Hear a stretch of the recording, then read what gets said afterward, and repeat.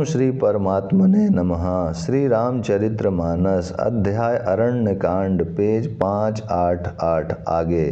शूर्पणखा नामक रावण की एक बहन थी जो नागिन के समान भयानक और दुष्ट हृदय की थी।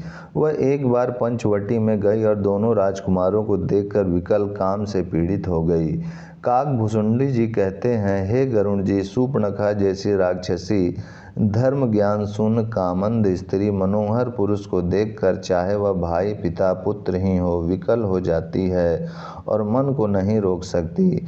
जैसे सूर्यकांत मणि सूर्य को देखकर द्रवित हो जाती है, ज्वाला से पिघल जाती है। वह सुंदर रूप धरकर प्रभु के पास जाकर और बहुत मुस्कुराकर वचन बोली, ना तो तुम्हारे समान कोई पुरुष है, ना मेरे समान स्त्री।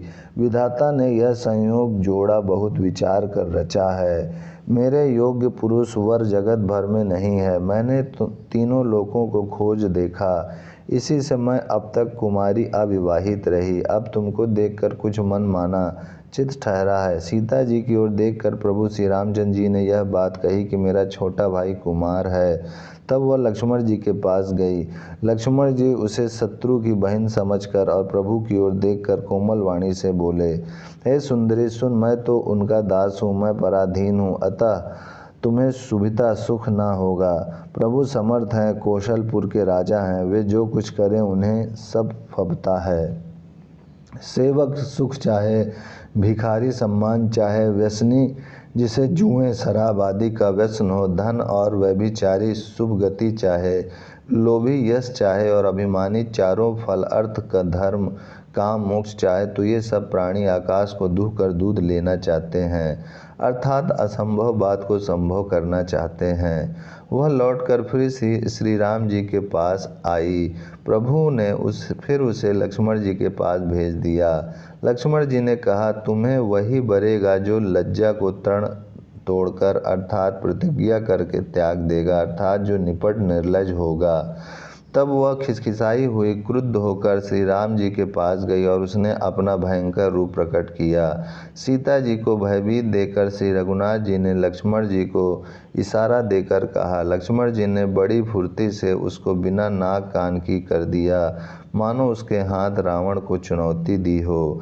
बिना नाक कान के वह विकराल हो गई। उसके शरीर से रक्त इस प्रकार बहने लगे मानो काले पर्वत से गेरू की धारा बह रही हो। वह विलाप करती हुई खरदूषण के पास गई और बोली, हे भाई, तुम्हारे पौरुष वीरता को धिक्कार है, तुम्हारे बल को धिक्कार है। उन्होंने पूछा तो शूर्पणखा ने सब समझाकर कहा। सब सुनकर राक्षसों ने सेना तैयार की। राक्षस समूह झुंड के झुंड दौड़े, मानो पंखधारी काजल के पर्वतों का झुंड हो। वे अनेकों प्रकार के सावरियों पर चढ़े हुए तथा अनेकों आकार सूरतों के हैं। वे अपार हैं और अनेकों प्रकार के असंख्य भयानक हथियार धारण किए हुए हैं। उन्होंने नाक कान कटी हुई अमंगल रूपणी शूर्पणखा को आगे कर लिया। अनगिनत भयंकर अशकुन हो रहे हैं, परंतु मृत्यु के वश होने के कारण वे सब के सब उनको कुछ गिनते ही नहीं। गरजते हैं, ललकारते हैं और आकाश में उड़ते हैं। सेना देखकर योद्धा लोग बहुत ही हर्षित होते हैं। कोई कहता है, दोनों भाइयों को जीता ही पकड़ कर मार डालो और स्त्री को छीन लो। आकाश मंडल धूल से भर गया। तब श्री राम जी ने लक्ष्मण जी को बुलाकर उनसे कहा, राक्षसों की भयानक सेना आ गई है। जानकी जी को लेकर तुम पर्वत की कंदरा में चले जाओ, सावधान रहना। प्रभु श्री रामचंद्र जी के वचन सुनकर लक्ष्मण जी हाथ में धनुष बाण लिए श्री सीता जी सहित चले।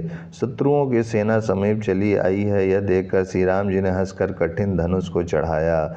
कठिन धनुष को चढ़ाकर सिर पर जटा का जूट बांधते हुए प्रभु कैसे शोभित हो रहे हैं, जैसे मरकतमणि पन्ने के पर्वत पर करोड़ों बिजलियों से दो सांप लड़ रहे हों। कमर में तरकस कसकर विशाल भुजाओं में धनुष लेकर और बाण सुधार कर प्रभु श्री रामचंद्र जी राक्षसों की ओर देख रहे हैं। मानो मतवाले हाथियों के समूह को आता देखकर सिंह उनकी ओर ताक रहा हो। पकड़ो पकड़ो पुकारते हुए राक्षस योद्धा बाग छोड़कर बड़ी तेजी से दौड़े हुए आए और उन्होंने श्री राम जी को चारों ओर से घेर लिया। जैसे बाल सूर्य उदयकालीन सूर्य को अकेला देखकर मंदेह नामक दैत्य घेर लेते हैं। सौंदर्य माधुर्य निधि प्रभु श्री राम जी को देखकर राक्षसों की सेना थकित रह गई। वे उन पर बाण नहीं छोड़ सके। मंत्री को बुलाकर खरदूषण ने कहा, यह राजकुमार कोई मनुष्य का भूषण है। जितने भी नाग असुर देवता मनुष्य और मुनि हैं उनमें से हमने ना जाने कितने ही देखे, जीते और मार डाले हैं। पर हे सब भाइयों सुनो, हमने जन्म भर में ऐसी सुंदरता कहीं नहीं देखी। यद्यपि इन्होंने हमारी बहन को कुरूप कर दिया, तथापि यह अनुपम पुरुष वध करने योग्य नहीं है। छिपाई हुई अपनी स्त्री हमें तुरंत दे दो और दोनों भाई जीते जी घर लौट जाओ। मेरा यह कथन तुम लोग उसे सुनाओ और उसका वचन उत्तर सुनकर शीघ्र आओ। दूतों ने जाकर यह संदेश श्री राम जी से कहा। उसे सुनते ही श्री रामचंद्र जी मुस्कुराकर बोले, हम क्षत्रिय हैं, वन में शिकार करते हैं और तुम्हारे सरीखे दुष्ट पशुओं को तो ढूंढते ही फिरते हैं। हम बलवान शत्रु को देखकर नहीं डरते।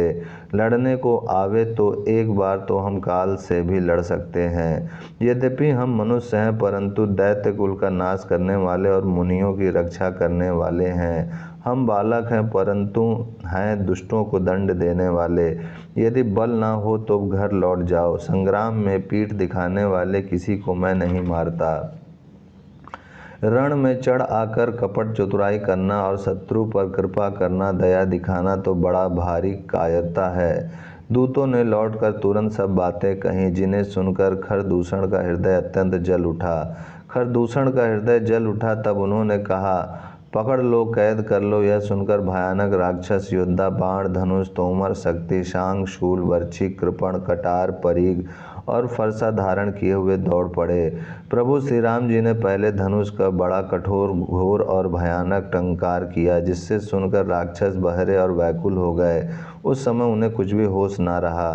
फिर वे शत्रु को बलवान जानकर सावधान होकर दौड़े और श्री रामचंद्र जी के ऊपर बहुत प्रकार के अस्त्र शस्त्र बरसाने लगे।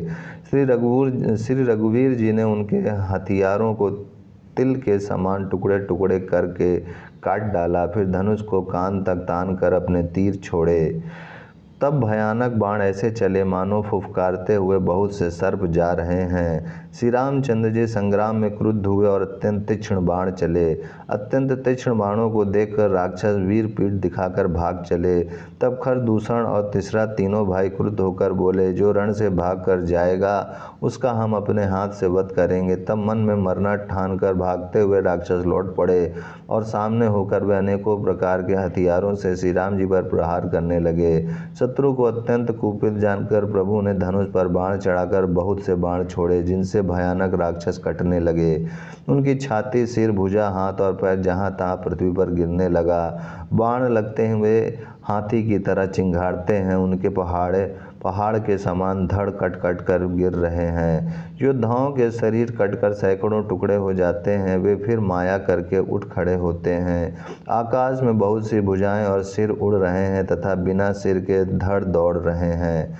चील या क्रॉंच, कौवे आदि पक्षी और सियार कठोर और भयंकर कटकट शब्द कर रहे हैं। सियार कटकटाते हैं, भूत प्रेत और पिशाच खोपड़ियाँ बटोर रहे हैं अथवा खप्पर भर रहे हैं। वीर बैताल खोपड़ियों पर ताल दे रहे हैं और योगनियाँ नाच रही हैं। श्री रघुवीर के प्रचंड बाण योद्धाओं के वक्ष स्थल, भुजा और सिरों के टुकड़े टुकड़े कर डालते हैं। उनके धड़ जहाँ तहाँ गिर पड़ते हैं, फिर उठते और लड़ते हैं और पकड़ो पकड़ो का भयंकर शब्द करते हैं। अतड़ियों के एक छोर को पकड़कर गिद्ध उड़ते हैं और उन्हीं का दूसरा छोर हाथ से पकड़कर पिशाच दौड़ते हैं। ऐसा मालूम होता है मानो संग्राम रूपी नगर के निवासी बहुत से बालक पतंग उड़ा रहे हों। अनेकों योद्धा मारे और पछाड़े गए। बहुत से जिनके हृदय विदीर्ण हो गए हैं पड़े कहरा रहे हैं। अपनी सेना को व्याकुल देखकर त्रिशिरा और खरदूषण आदि योद्धा श्री राम जी की ओर मुड़े। ओम शांति शांति शांति।